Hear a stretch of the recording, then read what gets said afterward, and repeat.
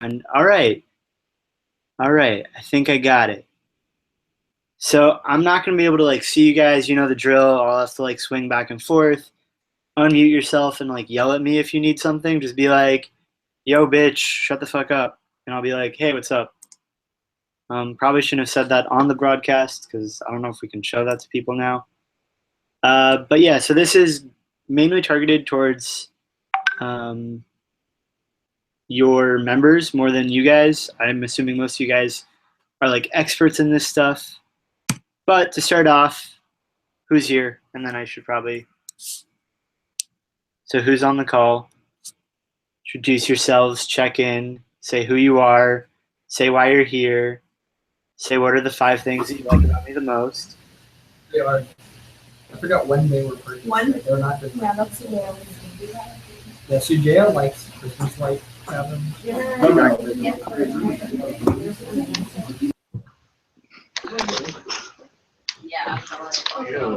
No, don't touch it like that. It's the outside. Oh, okay. Someone has a migraine. All right, so who do we have on the call? I or else I can't move forward. It kind of good. Those are all. I mean, that's a little.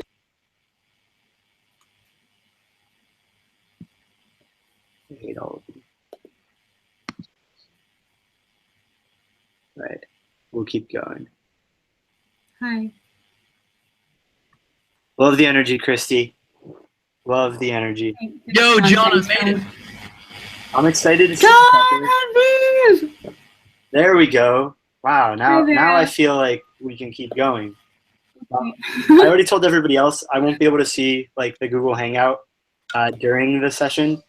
So if like you want me to stop or you have a question, just like yell and tell me to like stop talking. Customer support. It's a Google spreadsheet and it's uploaded.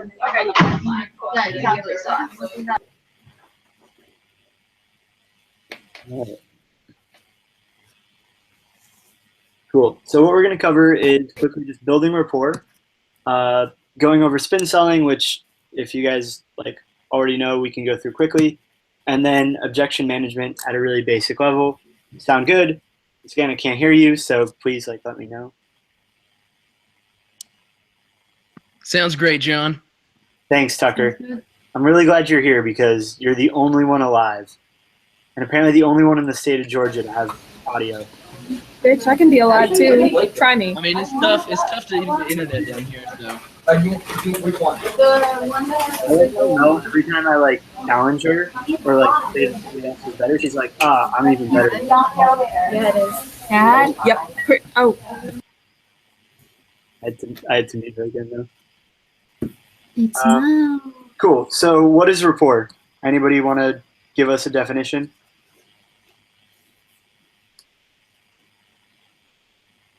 You can put it in the chat. You can say it out loud. You can interpretively dance it.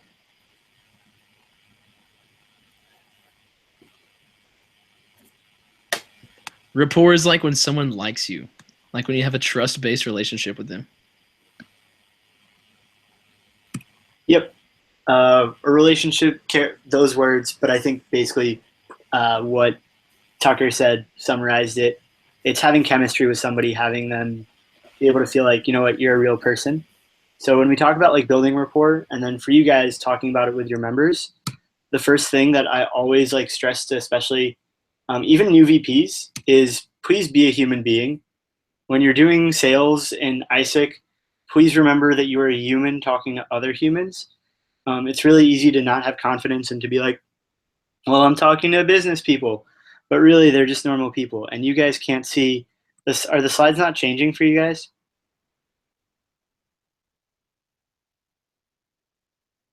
Way to tell me. See?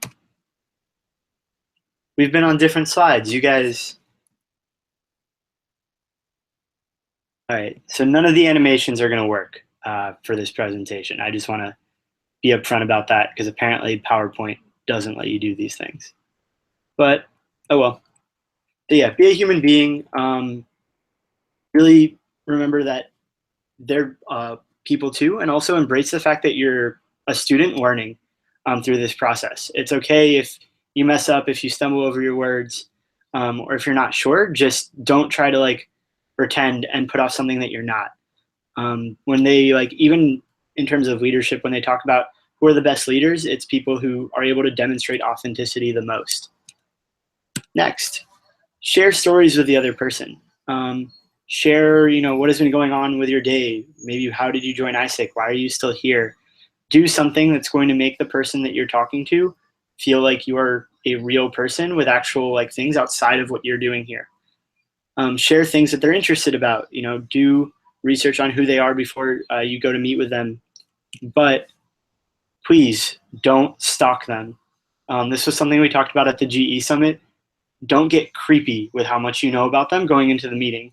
Like, even if you already know it, it's okay to say like ask them about it so that they show it to you. It's like if you're in a bar and you go up to somebody and have already stalked their Instagram and know everything about them, they will, I'm assuming, leave before you talk to them. Nobody really talks to me at bars. That's another story, though. And finally, have a genuine interest in what they're doing. Why do we love dogs so much? Because dogs actually they get super excited every time like somebody new comes into the room, no matter what. And so instead of like showing up to a meeting and being like asking the right questions, if you're not actually showing interest and reacting and making the person feel like you care and aren't just going through the motions, then they're not going to actually start to trust you. So be like this puppy and be excited or adorable. I forgot why I put this in here. I just like this slide. And ways that you can do that, if you ever get stuck in a conversation, here's just a few questions that you can always ask, especially people, if you guys are selling to startups, selling to smaller companies. It's how did you actually do it? How did you get to where you are today? Why did you do what you ended up doing? What were struggles you faced? Or what was something that you learned? And just to help you move a conversation forward and make sure that you're showing interest in them more than yourself. And will this video work? And finally, hello, ladies. Look at your man. Now back to me. Now back at your man. Now back to me. Sadly, he isn't me. But if he stopped using lady-scented body wash and switched to Old Spice, he could smell like he's me. Look down. Back up. Where are you? You're on a boat with the man your man could smell it. What's in your hand? Back at me. I have it. It's an oyster with 2 tickets to that thing you love. Look again. The tickets are now diamond. Anything is possible when your man smells like Old Spice and not a lady. I'm on a horse.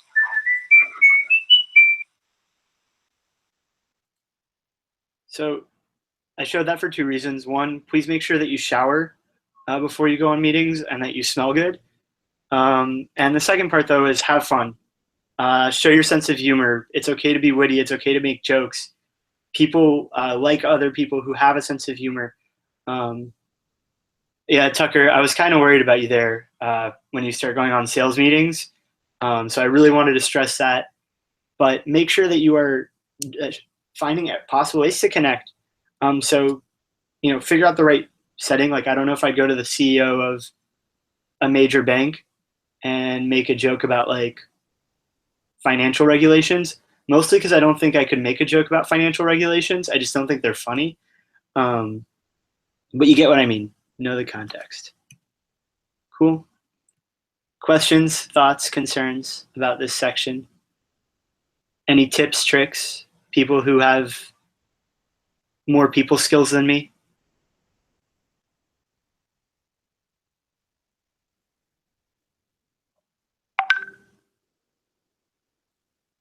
Vera, do you have anything to share?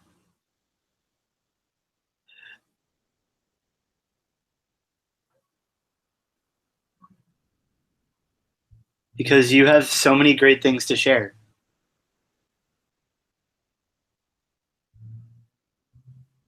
Or not, it's okay. I can present something else.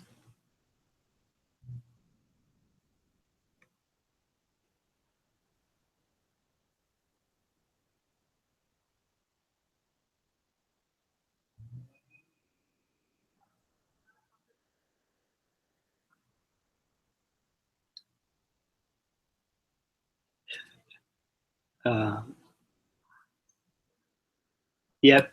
Just one thing about what Vera said, don't yell at them. Like, I don't know why she would start using caps with us.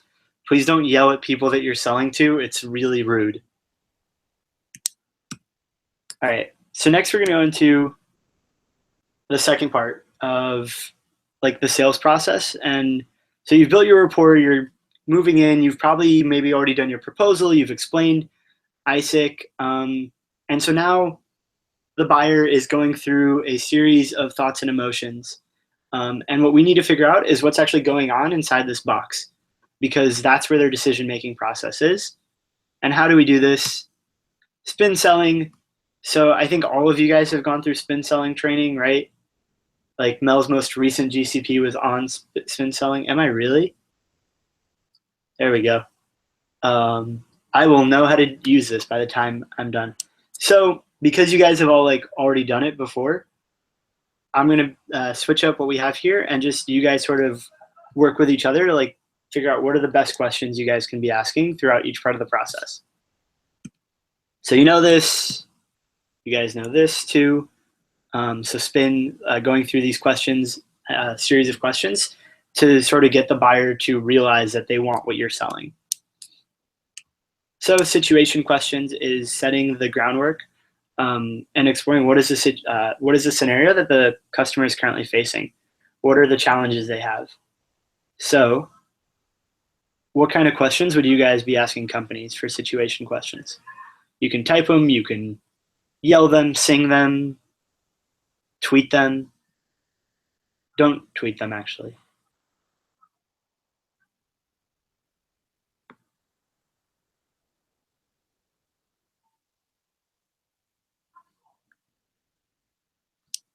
What type of situation questions can you ask a company to better understand what they're going through? And everybody stare at Christy.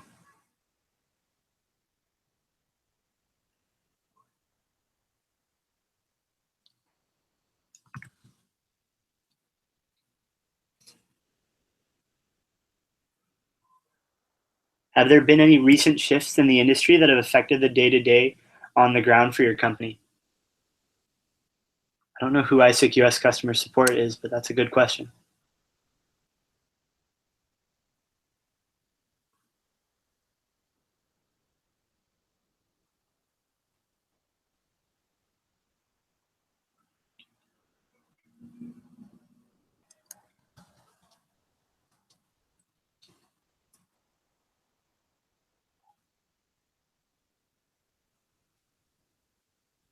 I wish I could do a Southern accent to read it from Tucker. I like knowing how a company got to where it currently is. What kind of growth has your company gone through in recent years? Just imagine I said that like Tucker. What's your company's current challenge or area of growth? Imagine I read Christie's like Tucker too.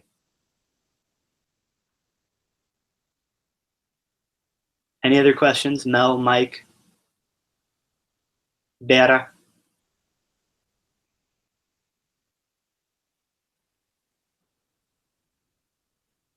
Right. Then moving into problem questions. So figuring out what is the problem and the challenge that they actually have. And so maybe the questions that we usually look at are sort of going international. But what are the questions like beyond that? What other problems and pain points could a customer have? And think creatively.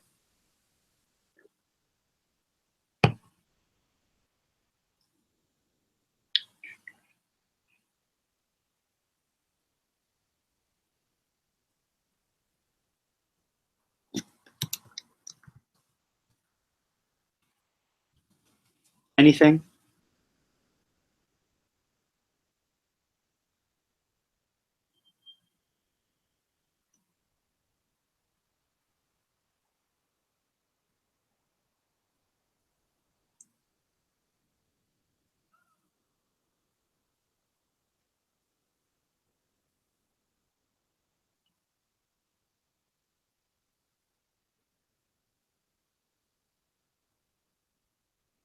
And if you guys could go more specific, or what other pains do you think companies that you guys have spoken to have had?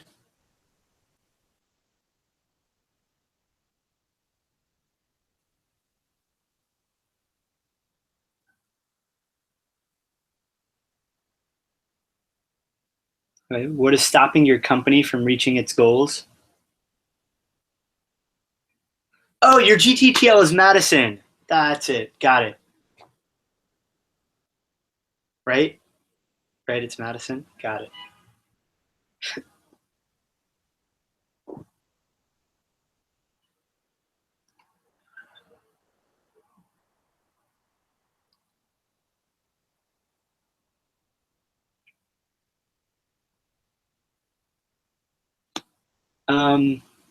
So I took these questions from Vinny and forgot to translate them to English. Uh, I believe what he's saying, what he meant to say was which country is most difficult for the product to relate to or for you to be marketing to while you're expanding. Um, Other things are asking about, what is your experience working just like with the normal university students? Just one thing to be like really aware of is make sure that you ask questions that you can move the conversation forward. Avoid questions that will kill the conversation, or if they say, you know what, I've had just a great experience doing what I'm doing now, then it's like, cool, well, we had fun. It was nice meeting you. I'm glad we have good rapport, but not going to get a TN. Implication questions. So what is the effect of the challenges you have? So if it's you can't move the product, like if we've established there's just not enough sales, or we're struggling to create enough content to educate consumers, well, how is that affecting the company? Is it keeping you from getting enough signups every day? Especially the smaller companies, they have metrics that they just have to be hitting. Like there's no room for error. So if you can figure out what those are, and then figure out how the challenges are affecting those, and how can our solution help? Anybody have like a killer implication question? Like just you ask this and you get them to like whip out their checkbook every single time? I don't know why Vera's laughing. I don't know what she thought was getting whipped out, but girl, get your head out of the gutter.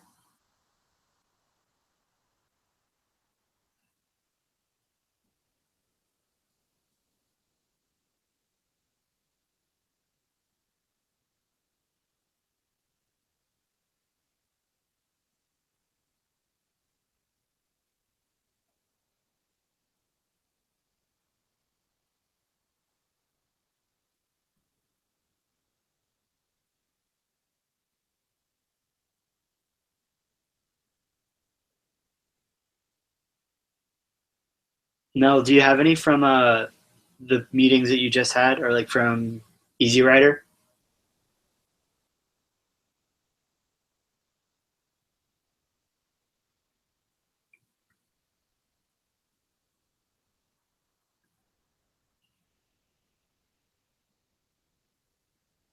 Doo-doo-doo.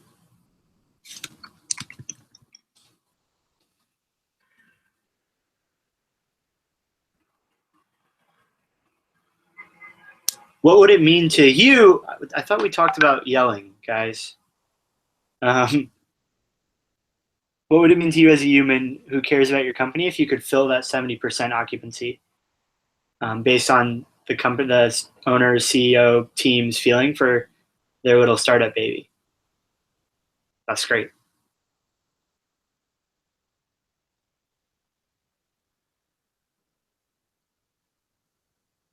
And that's actually a really great example of a needs payoff question.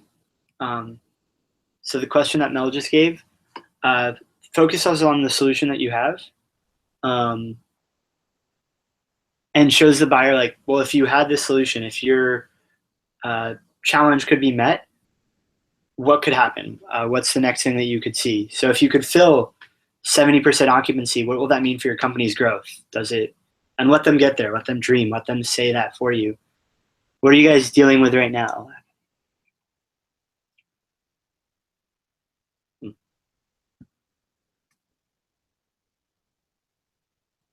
So anybody else have any other need payoff questions?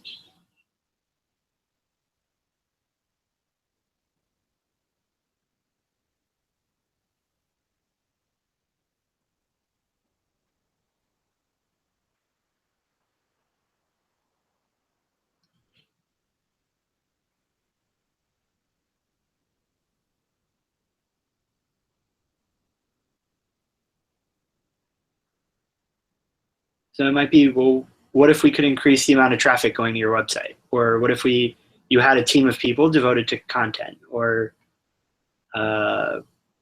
you could like fill the occupancy. And then one thing for you guys to make sure that you have at like always going into meetings is be prepared. So like spend some time, sit down with your teams, brainstorm. What are the types of questions we could be asking before you go into a meeting? Figure out, what is the flow? What are the questions? And if they say this, like, am I ready to move on to like the next topic? Do I know what I'm going to say? And if you do this, you should be able to uncover the black box and uncover what is going on inside that person's head. What are they feeling? And get them to make the decision. Any other questions, thoughts? Something that you guys have gone through, challenges that you're having with it? Doubts? What's up? Mel Harrell?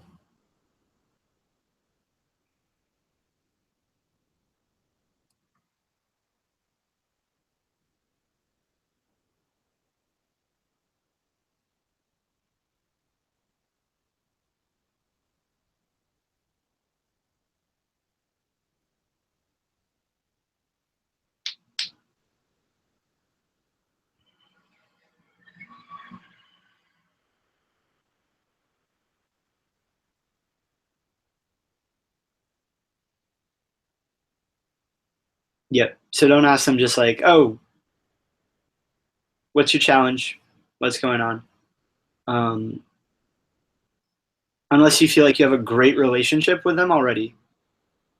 Like if you already know the startup founder, then you're like, hey, like what are the things you're going with? But if you don't have that, then don't go with something obvious, and don't go with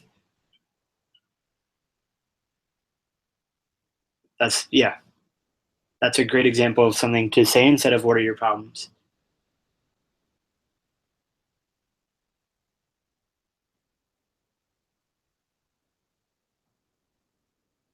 Anything else? All right, then I'm going to go back to screen sharing so you guys can't see me touch my beard.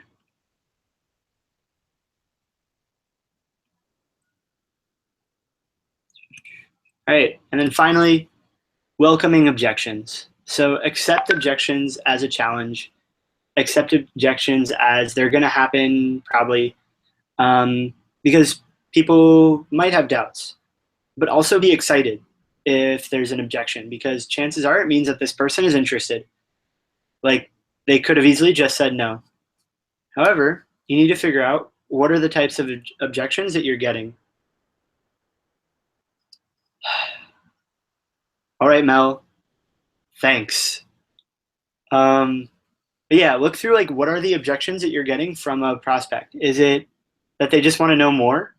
In which case that probably means that in your proposal, in your presentation, you didn't cover something. And so for the future, make sure that you're including that. Is it a condition that if ISIC can't do this, so maybe it's something about how we do selection, or it's a timeline that if that can't be met, they can't work with us. Or is it a true objection? Is it something that, they actually need this to be answered, or this is something that they're not seeing? And then it can break down. It can either be something huge, like, it's not in the budget and it might never be. Or maybe it's they're just not sure and they don't trust you enough. Or it might be something minor, like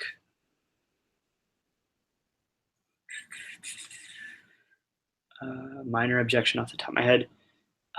Like the timeline takes a little too long. Well, we can probably usually speed up our timeline, depending on how inflexible it is. And then finally figure out, when is it a hopeless objection? When are they just, no matter what you say, they're never going to say yes. And it's okay to, maybe I won't make this sale. But if you do find yourself facing what you think is a hopeless objection, still try to close. See what happens and let the other person say no. And then leave the door open for you to be able to come back. So, things to consider. Plan for objections. So you guys have probably heard tons of objections. If you want to, while I'm speaking, start putting in common objections you've heard into the chat, please do. Anticipate them if possible. So if it's something that, is commonly asked. So maybe it's, I have never had an internship program before and I don't know how to build a JD. Well, then we know how to do that. We do that all the time. Make sure not to postpone objections for no reason. So if the person gives you an objection, hear them out. Be positive and listen. The last two are especially important when you're dealing with objections. Just the best advice I ever got was, even if you don't know what's going on and everything's going wrong, just smile and it'll be okay. And then finally, if you don't know something, say so. Don't ever tell a company something that you're not sure about. Don't lie to them. Let them know that you'll get back to them. It's okay to say you don't know something. You are going through a learning experience. That's a really good point. Thank you, Vera. And then finally, when you do hear an objection, listen to it. Try to understand where they're coming from. Make sure to question or restate it just to make sure if you need to be on the same page, because you don't want to be answering an objection that isn't actually what is being talked about. So making sure that nothing gets lost in communication. Cushion it. Let the person know that you understand them without ever saying, you know what, that's true. So it's never, if they give you an objection on price, it's not that ISIC is too expensive. We're never going to say that. It's, you know what, I definitely understand your concern. And it's something that's totally common. And then give the response and figuring out, well, what is it? If it's something like price, then is it, maybe show them the value or break down what the price could be.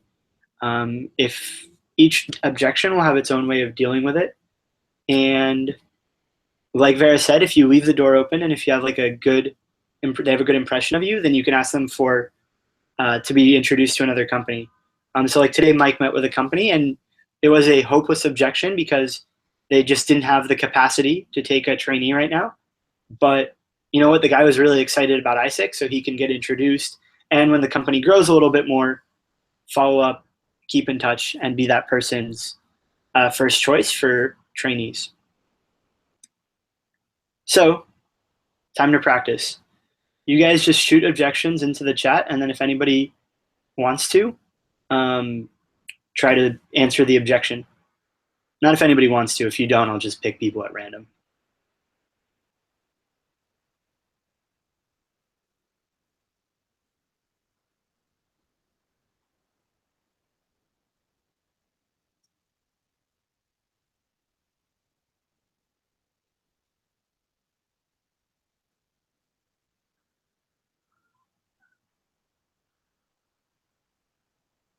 All right. Tucker or Mike, you want to take we can hire from the university and it's easier to just hire a domestic intern?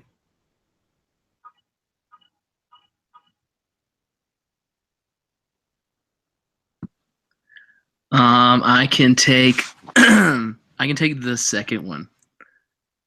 The hiring a domestic intern. All right, go for it. So from there, I would figure out what about hiring a domestic intern is easier. So is it the process that the visa process that they're struggling with, or is it they think that onboarding a domestic intern would be easier than an ISIC intern or something like that? And so if it's to do with the processing part, that's easy because we just do that. And if you're good at what you're doing, then you can get it to them in a timely manner, things like that. And then as far as onboarding goes, I mean, there are pros and cons to it. But we do onboarding with interns, and they're typically internationally minded people, and they know what they're getting into. So.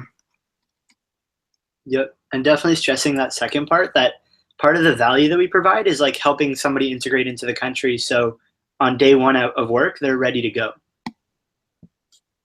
So definitely a great point, Tucker. Mike, you have now been left with we can hire from the university. Vera, you can take on Christie's. And then Mel, help your TL out. So in any order, whoever wants to go first. Or Christy didn't do one, so Christy can help out Madison.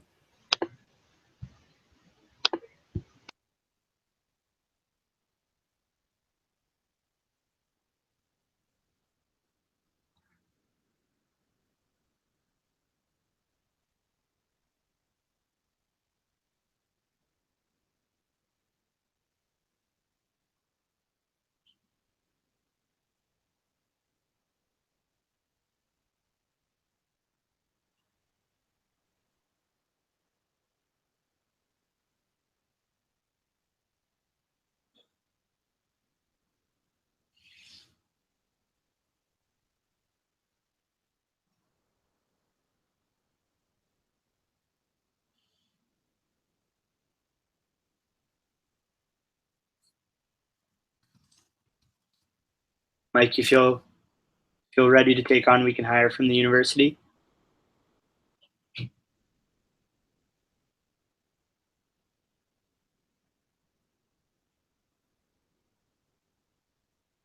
Did Mike die? All right, Mike died.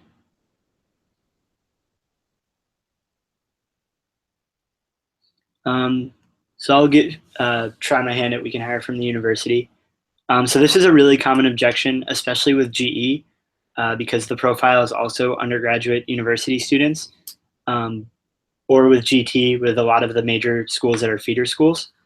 So We Can Hire from the university. If this was a GE, then stressing the affordability of the product, but also looking at, you know what, this person is hungry to come over to your company and contribute 40 to 50 hours a week while learning. And they're going to be doing so much to get here that they go beyond just what a normal university student does. And then Vera, since you thought that was hilarious, you can take on Christy's objection now. I'll type it up since you can't.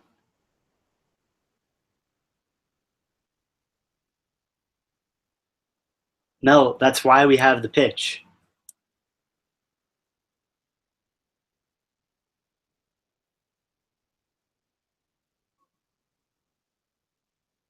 So, Vera, sure, let's meet at blah blah time next week to discuss it more. After you've gotten a chance to talk to your boss or whoever, bring your higher up person with you next week if they have any questions.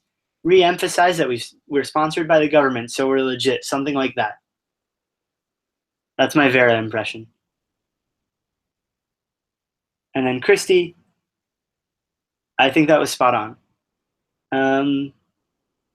Let them know you understand, walk through the pricing breakdown, and emphasize the quality, eagerness of trainees and the return on investment on them. Yeah. Yeah, and especially be able to demonstrate that this is more affordable than the pricing model might make it seem. So depending on your market, you have to figure out, well, what is it actually against? So like for New York City, a company can save, we know, $40,000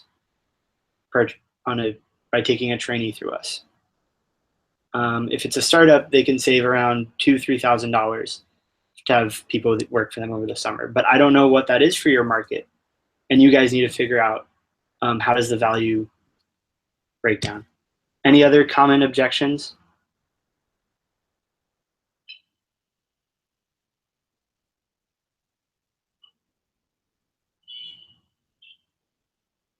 Mel, have you had somebody who told you I can hire university students from the university and then they weren't okay with the pitch?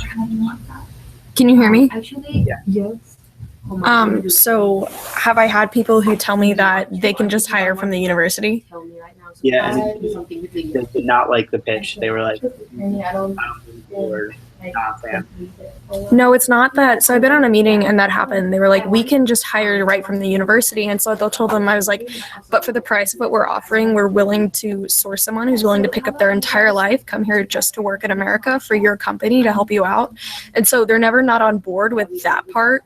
They just have like some little other objections that you have to like get to the root of, but they've never been like, oh, no, I'm just going with the university, which, yeah. So that's that situation that's happened to me. And it seems like And that actually brings up something super important, is you have to figure out what is the objection actually.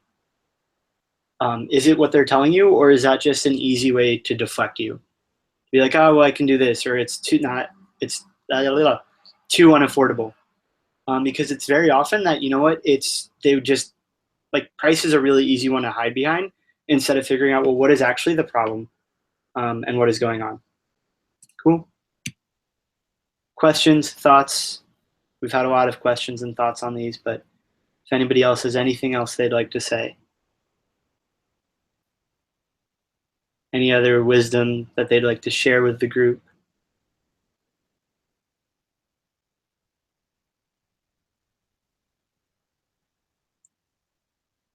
All right. And then the most important thing for you guys to remember is these two principles. Okay, just have a question. How do you move past deflector responses such as like, oh, sorry, we don't have the bandwidth? So that's where starting to build that relationship and asking questions is super important, because sometimes that's very true. And then you have to understand, well, what do they see as how much bandwidth they need? Because some companies might think, oh man, this is going to take me like, I don't have an extra 5-10 hours to like do this process with you guys. In which case, well, then if you understand that, then you understand, well, we're not actually, it won't be that much more time, and we do a lot of the work for you. You'll actually have more time to work on other parts of your job. If it's, oh, we don't actually have a desk for this person to work at, then that's probably a very like legitimate objection. Like they just literally don't have capacity for that person. So you have to dig deeper. And sometimes it might be as simple as saying, you know what, if I could help, free up more of your time by working with ISIC, would you like be able to move forward? And if they say yes, cool. Well, then that was the objection, and then you just show how we're like really easy to work with and how our process will free you up. If they say no, then you can say, okay, well then what else is keeping you from being able to move forward? Make sense? And then figure out whatever wordage you want to use that like sounds like you. That'd be really scary if everybody in ISQS was running around sounding like me. But yeah, so back to this, these two principles. To get good at sales, it's practice, feedback, and training. Mostly practice. If you actually want to start getting better at this, no matter how many webinars we hold, it won't be here that you start to get better. It'll be actually making calls, meeting people, talking to them, figuring out objections, figuring out how do you respond to those situations. And also, if you are a VP, or you guys are all VPs or TLs here, is when your members go on meetings, go with them, debrief those meetings afterwards. That's oftentimes the most important thing that can happen. And then secondly, it's honestly mostly just knowing your product. Go back over, what is the product? What do we offer?